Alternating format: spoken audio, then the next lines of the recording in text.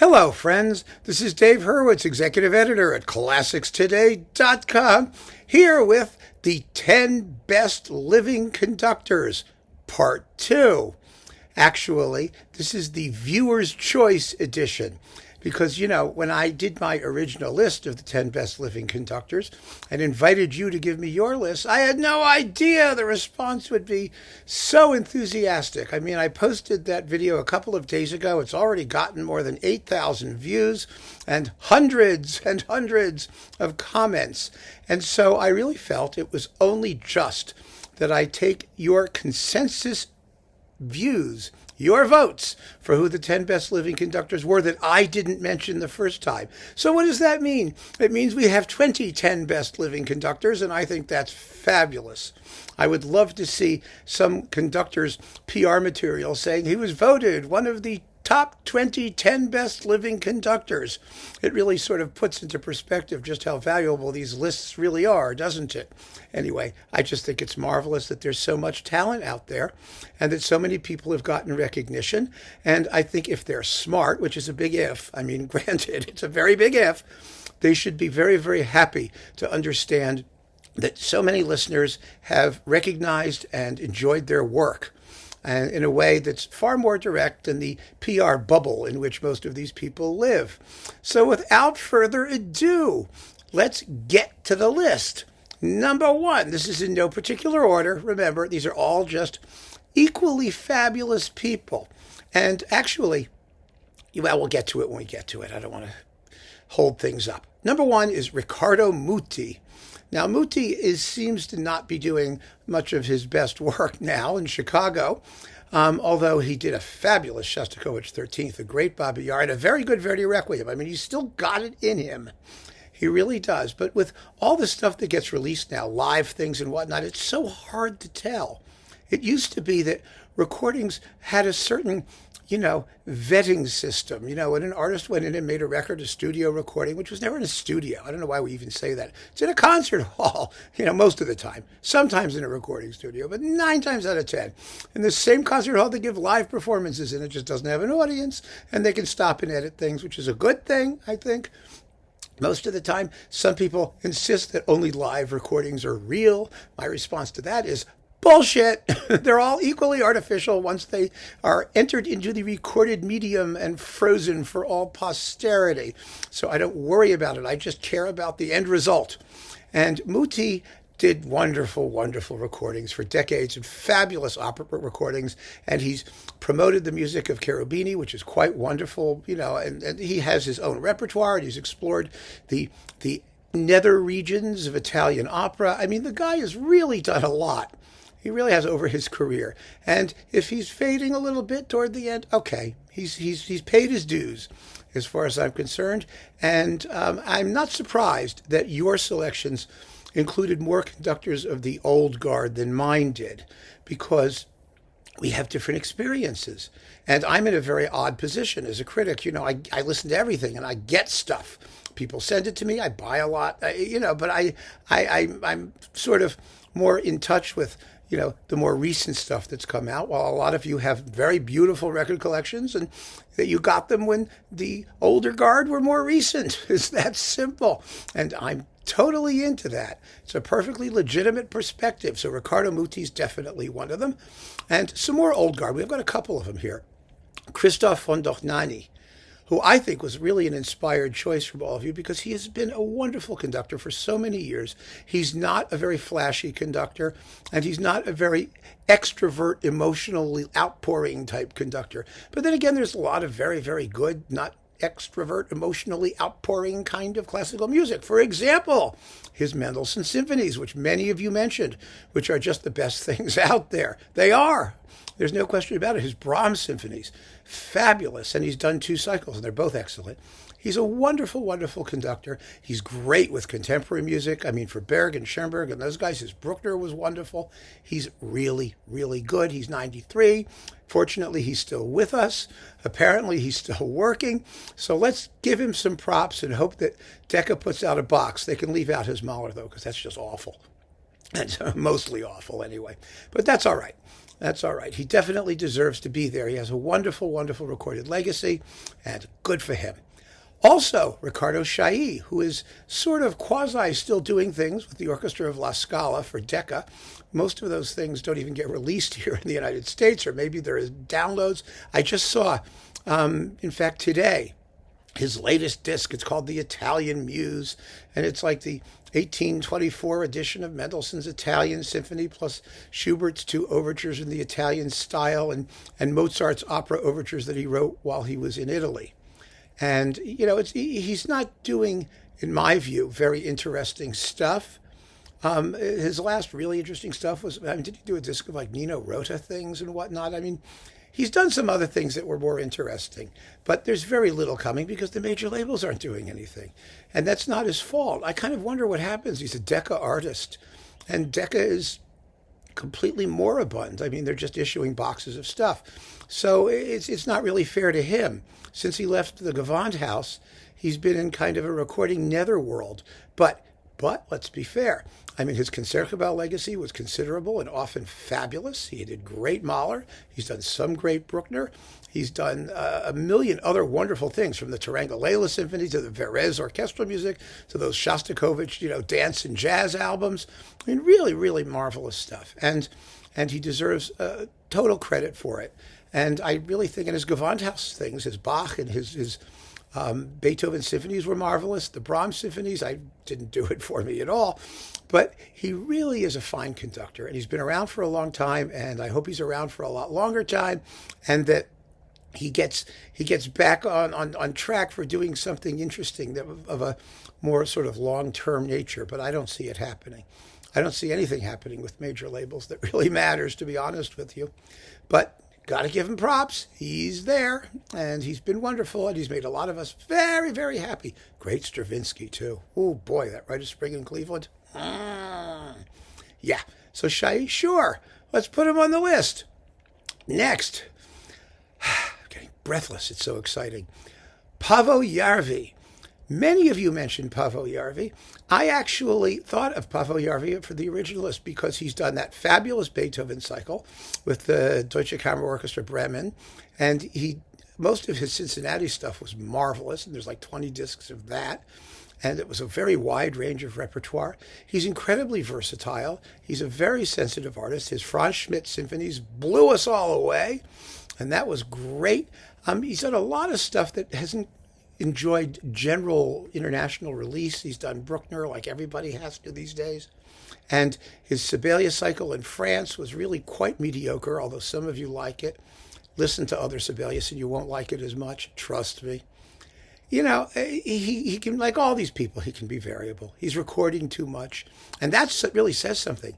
It's very difficult in this particular environment to be recording too much on major labels. But he's managed to do it. Give him credit. But his best stuff has been fabulous, and he's as good a conductor as any of them out there. Absolutely marvelous. So Paavo Järvi, yes. Neeme Järvi, the other Järvi you also mentioned, and I totally agree. I could have been on the first list, but I was limiting myself to 10. I've done my Järvi conductor talk on classicstoday.com, and he deserves so much credit for bringing so much marvelous repertoire to light on Bis.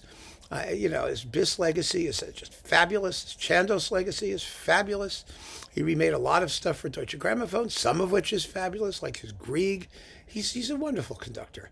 And he's still with us, and long may he serve. So Neeme Järvi, for sure.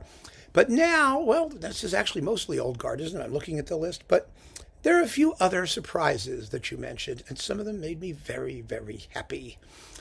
Next is Marin Alsop. And I put in Joanne Falletta as the token woman conductor, which I think is not a nice thing to say in a way, but, I put her in there because I thought she deserved to be there. And Marin Alsop is also a wonderful conductor and by no means a token woman conductor. There are, in fact, many fine female conductors out there, which is really a good thing.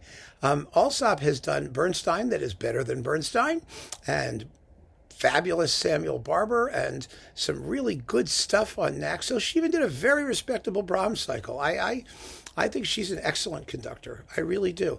I haven't been totally thrilled with her stuff, some of her stuff, but I have been totally thrilled by some of the other stuff.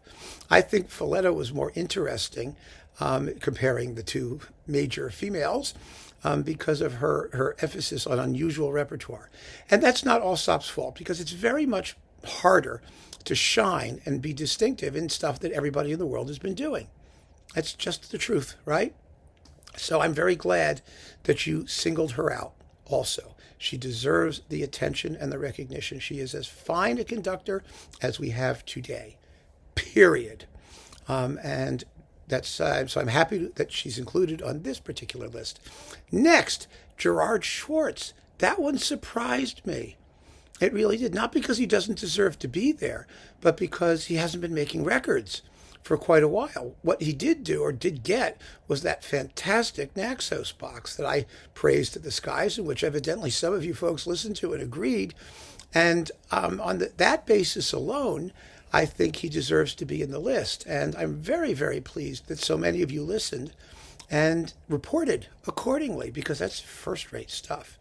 He was really a good conductor. His dedication to American music and he did great Brahms. He really did. His Brahms Serenade, too, with the Los Angeles Chamber Orchestra is marvelous. He has a really long and illustrious recording career on records, a lot of which was gathered together for Naxos, but it's on various labels. And it really, his non-such recordings, for example, which Naxos licensed, thank God they got them, because who knows if Warner would ever do anything with him. But he is an absolutely first-class conductor and has done tremendous work. And so, yeah, let's put him on the list, too. It's fantastic. Let's see, next. Yes, Seiji Ozawa. How can we not mention Seiji Ozawa? Again, very old. His best days are probably behind him, but those best days were really great. He made some fantastic recordings with the Boston Symphony. And what I really, really like about Ozawa is that his later recordings don't get worse. They get better in certain repertoire. For example, he did a very, very good and underrated Mahler cycle in Boston. But he remade a bunch of Mahler symphonies with the Saito Kinen Orchestra in Japan, the 2nd, the 9th, and they're better. They're deeper. They're bigger. They're more emotionally giving. He was a reticent conductor when he started out, although he did fantastic contemporary music with the Chicago Symphony. His Rite of Spring is amazing and stuff like that. But now he seems to have relaxed into himself. I don't know what else he's doing or if he's going to be doing much more. But the Saito Kinen legacy deserves to be boxed up. It really does. It issued independently. There's some marvelous, marvelous stuff in there and wonderful playing. He's been a tremendous gift to the furtherance of classical music in Japan, and I think his recordings deserve a lot more credit than they usually get, especially because his Boston legacy was dogged by, all the gossip and bitchiness about, well, they're not getting along, and the orchestra hates him, and they're all, yeah, maybe, who cares? All we need to care about is how the records sounded, and some of the stuff he's done is just fabulous. Girl Eater, Berlioz's Romeo and Juliet, all that wonderful French repertoire. Takemitsu, who was, he was the avatar for Toru Takemitsu, who was a great composer. So I'm very, very happy to include Ozawa in the list. And the next one really made me happy, Zubin Mehta. Yeah, first of all, because of that fabulous Los Angeles legacy that we were all reintroduced to, thanks to the Decca box. They still have not done him justice because they have to do his Vienna recordings, his other stuff, some of his opera recordings, all the way back from Il Trovatore with Price and Domingo and Turandot. He's a great opera conductor. Mehta really is one of the most underrated conductors that has ever been, considering the quality of work that he's done. And I think that it's just a fabulous, fabulous tribute to your perspicacity as listeners that you brought up his name so frequently. I mean, really, really often. He's one of the most, frequently recommended of all of the conductors and of the older guard conductors, too. And so that really, really pleased me. So he definitely goes on the list. And last, but certainly not least, this is the one that really, really made me happy. And I have to thank you all for putting in the name, Antoni Wit. Yes, Antoni Wit. Now, I was agonizing over putting him on the first list. And gosh, he deserves to be there. Antoni Wit is such a fine conductor. I mean, he's done, anyone who can do the best Tarangalala Symphony and the best Mahler 8, I mean, a symphony that kills everybody. But Antoni Wit just delivers. He's fantastic in works with voices, chorus, and orchestra. I mean, he's not just a choral conductor. He's a real conductor who does things with chorus and orchestra and just nails them. I mean, his Dvorak Requiem is just stunning. His Penderecki and Ludoslavsky and Szymanowski are all the best out there.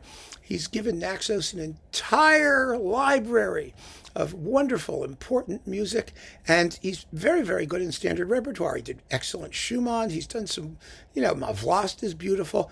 In normal orchestral repertoire, he tends to conduct on the slow side.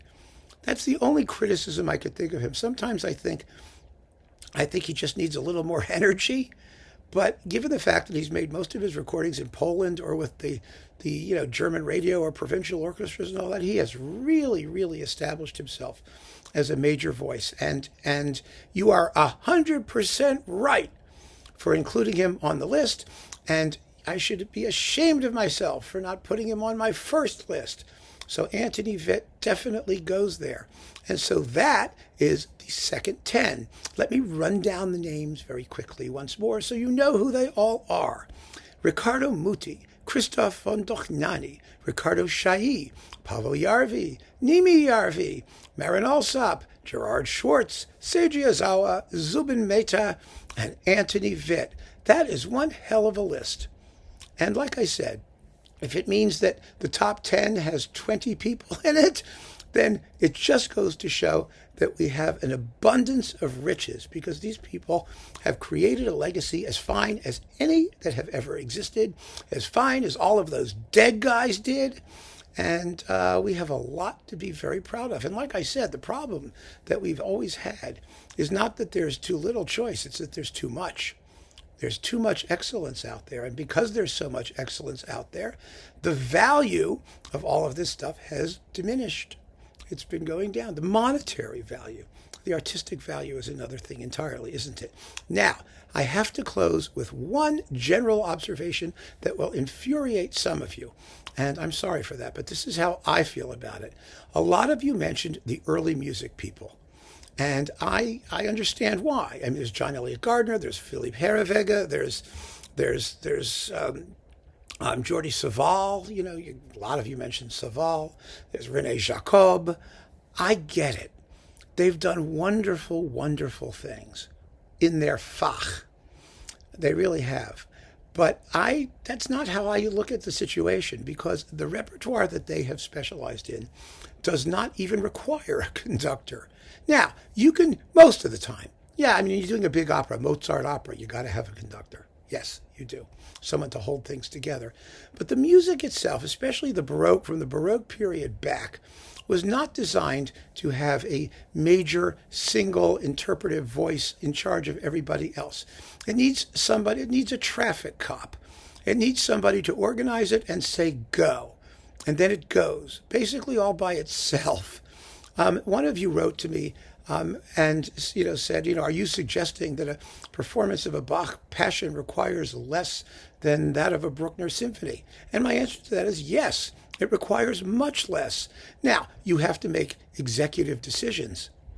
You really do. I mean, you can spend a lifetime deciding how you're going to do the St. Matthew Passion, what your performing forces are going to be and what you're going to do it, and ornaments and stuff, and you can dictate all of that to everybody. You can tell everybody what to do with every single note.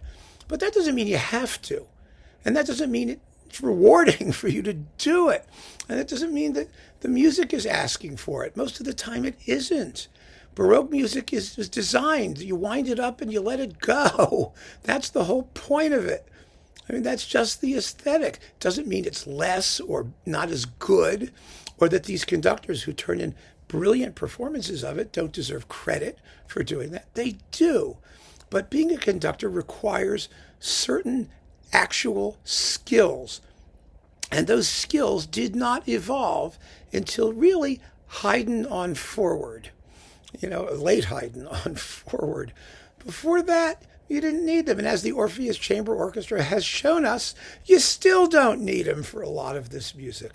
So when I think of a conductor, a real conductor, I think of somebody who has versatility over a wide range of repertoire and who shows that they're necessary, that what happens would not be better had they not shown up on the day.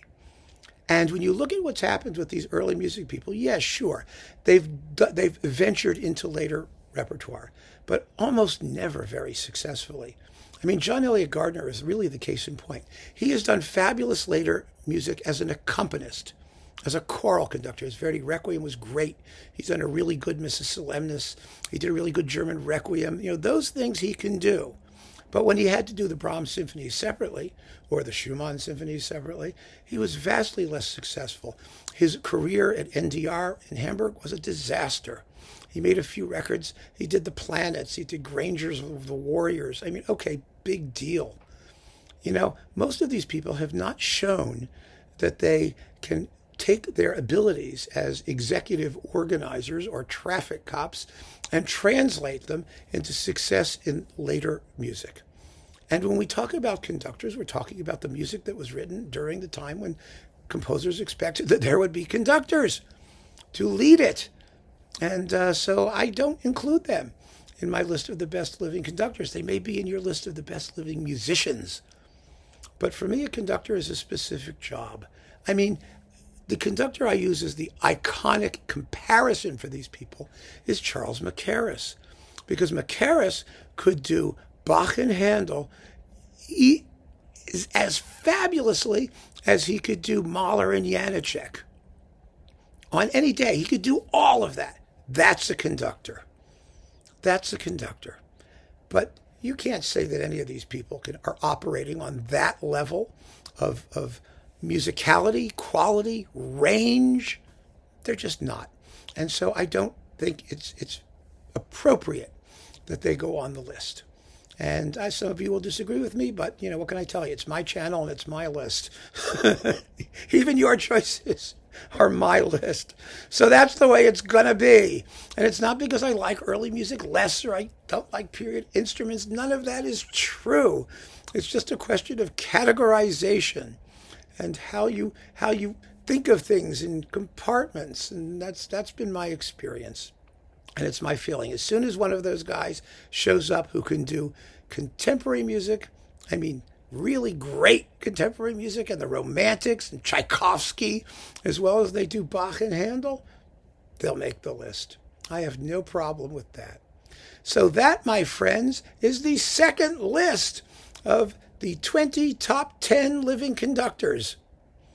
And I hope you've enjoyed these chats. I think it's been wonderful, a great experience. And I want to thank all of you who contributed and tossed in your favorites into the pot. Even the people who are listing dead conductors as living conductors. I thought those were kind of the most interesting comments, actually. You got to be current on the news, folks. So keep on listening and you'll be more current. Thanks for joining me and take care.